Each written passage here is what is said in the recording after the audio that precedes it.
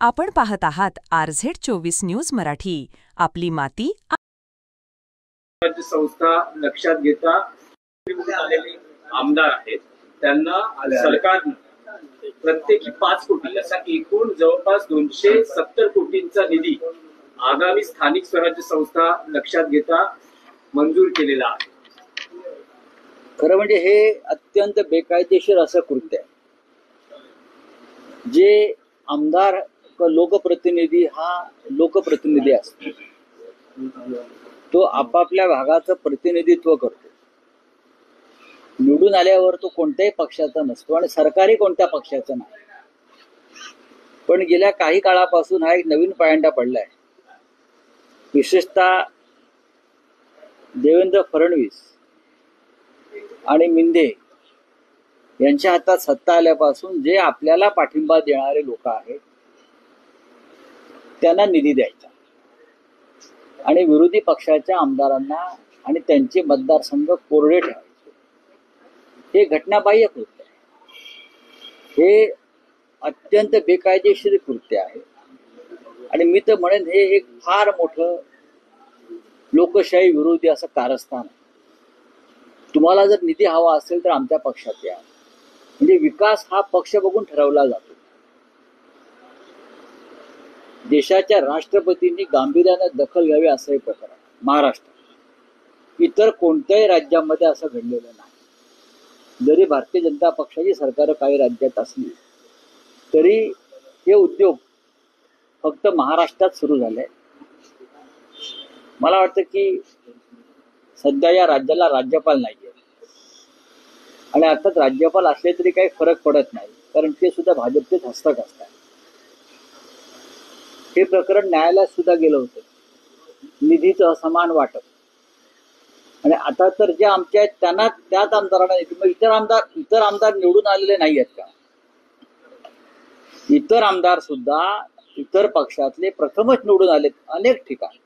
मग काँग्रेसमधले असतील, राष्ट्रवादी काँग्रेसमधले असतील, शिवसेनेमधले असतील, हेच त्यातले बरेचसे आमदार हे प्रथम निवडून आलेले आहेत. पण यांची डोकी फिरलेली आहेत.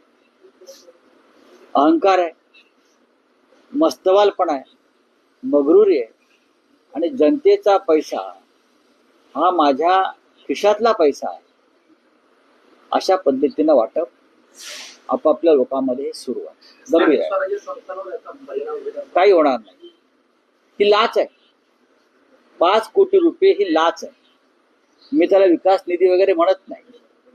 आपापल्या आमदारांना दिलेले 5 कोटी ही एक प्रकारे लाच आहे. त्यातून किती विकास कामं होतील हे माहीत नाही, पण कमिशन बाजी नक्की. याआधीही बघितलं की निधी असमान वाटपावरून असंतोष होता. महाविकास आघाडीच्या आमदारांनी मुख्यमंत्र्यांची भेट घेतली. अनेकदा हे प्रकरण उजेडात आलं होतं आणि काही माजी आमदारांनी तर इतकंही म्हटलं होतं की मी आमदार नसतानाही मला 20 कोटीचा निधी मिळतो.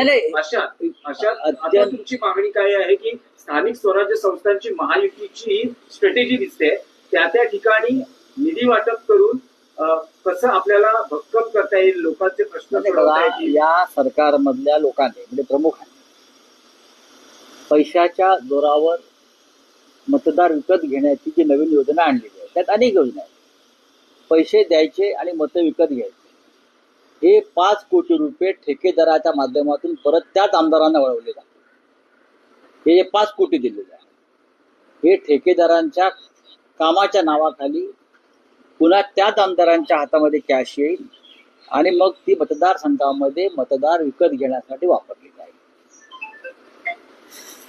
हे गेले काही वर्ष सातत्यानं सुरू आहे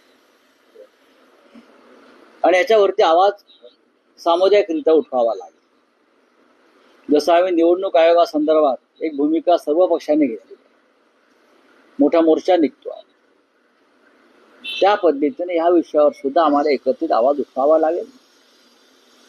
विधिमंडळाच्या अधिवेशनात तर हा प्रश्न उचलला जाईलच 100%, पण इतर सुद्धा लोकशाही मार्गातील आयुधांचा वापर करून या प्रश्नाला वाचा फोडली जाईल.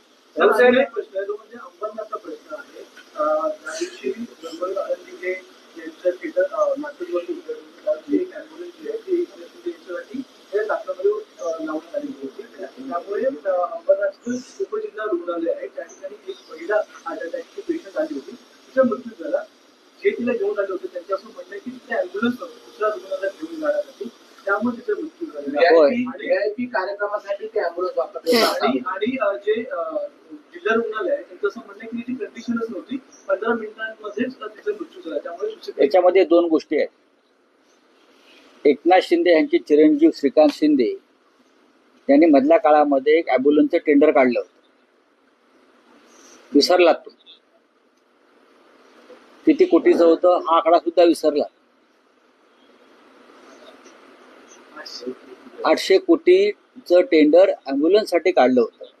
मग त्यातली एखादी अँब्युलन्स आपल्या वडिलांसाठी तरी का पाठवली नाही? जनतेसाठी ते अँब्युलन्स आहेत. आधी तुटवडा आहे. एकतर या 800 कोटीचे अँब्युलन्स अद्याप रस्त्यावरती आलेले नाही, पैसे हजम झाले. 108 नंबर करेक्ट. आणि गरिबांना अशा प्रकारे ठार मारायचे, जिल्हा रुग्णालयातली यंत्रणा वापरायची. तुम्ही इतक्या 800 कोटीचे अँब्युलन्स विकत घेतल्यात ना, मग त्यातली तुमच्या ताफ्यात ठेवा ना एखादी अँब्युलन्स. आणि असं काय धाड भरली आहे या लोकांना ताफ्यामध्ये अँब्युलन्स ठेवायला? राष्ट्रपतींना ठेवली जाते मला माहिती आहे, प्रधानमंत्र्यांना ठेवली जाते. हे कोण आहेत? माझ्या माहितीनुसार जो प्रोटोकॉल आहे सुरक्षा व्यवस्थेचा, त्याच्यामध्ये राष्ट्रपती किंवा परराष्ट्रातले जे प्रमुख येतात त्यांच्यासाठी, देशाच्या प्रधानमंत्र्यासाठी, उपराष्ट्रपतीसाठी अँब्युलन्स त्यांच्या ताफ्यात ठेवली जाते.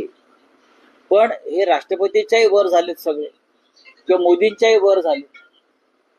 त्यातून त्यांच्या ताफ्यात आहे ना, मग माझ्या ताफ्यात का आला? फडणवीसच्या ताफ्यात 2 अँब्युलन्स आहेत, मग माझ्या ताफ्यात 4 अँब्युलन्स पाहिजे. अशी ही प्रोटोकॉलची स्पर्धा आपल्या राज्यात सुरू झालेली आहे. त्याच्यातून ही निरपराधांचे बळी गेलेले आहेत. राऊत साहेब, 2 दिवसांपूर्वी राज्याचे मुख्यमंत्री सोलापुरात होते.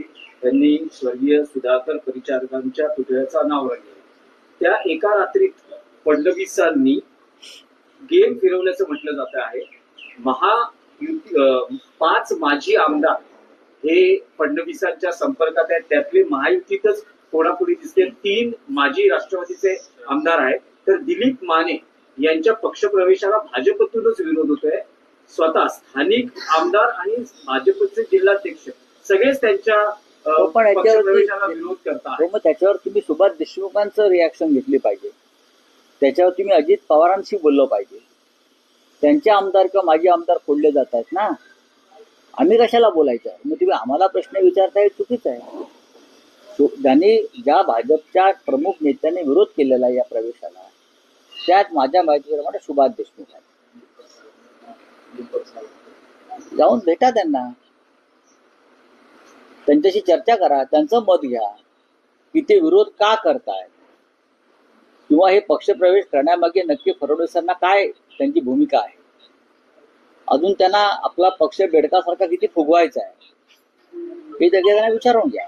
नाही, पण महायुतीतली जी फोडाफोडी, कारण अजित पवारांचा पक्षही अलर्टला आहे, धरणेंना डॅमेज कंट्रोलसाठी पाठवलेला आहे. बरं, असं आहे की मी तुम्हाला पुण्यामध्ये जे चाललं आहे दंगेकर विरुद्ध मोहोळ, हेही आपल्याला आरोपांचं युद्ध बघायला मिळतं आहे. मी आपल्याला काल सांगितलं ना, ऐसा कोई सगा नाही जिसने भाजपाने ठगा नाही. भाजपा सगळ्यात आधी आपल्या मित्रांवरच वार करते. भाजपा सगळ्यात आधी आपल्या नात्यागोत्यांवरच वार करते. व्यक्तिकेंद्रित राजकारण सुरू झाल्यामुळे भारतीय जनता पक्षामध्ये असे प्रकार सुरू आहेत. सुभाष देशमुख कदाचित फडणवीस गटाचे नसतील, त्याच्यामुळे त्यांच्या समोर एक आव्हान उभं करायचं असं अनेक जिल्ह्यामध्ये आहे. आणि त्यातून असे प्रकार सुरू झाले असतील तर तो भाजपचा अंतर्गत प्रश्न आहे. चला, मोठी घोषणा केली आहे. बोला, शिवकेसरकर बोलले काय हो गया?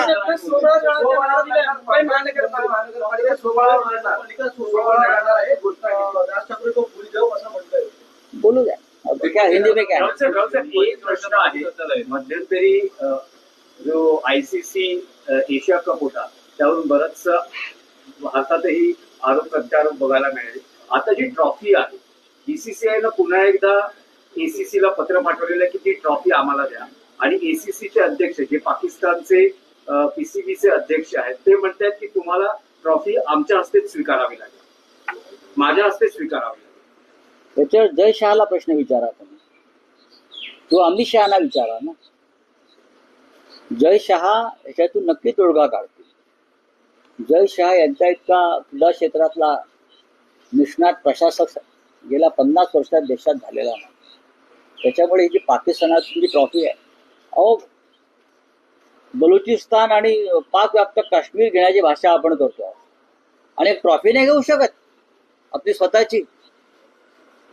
कालच आपले राजनाथ सिंग म्हटलं तर संपूर्ण पाकिस्तान ब्रह्मोस मिसाईलच्या नियंत्रणाखाली आहे, त्याच्यात ट्रॉफी पण आहे ना.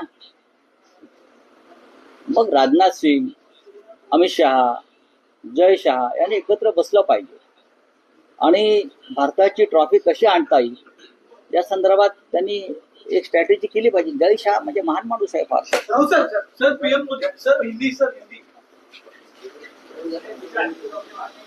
आपण पाहत आहात RZ24 न्यूज मराठी. आपली माती, आपली माणसे.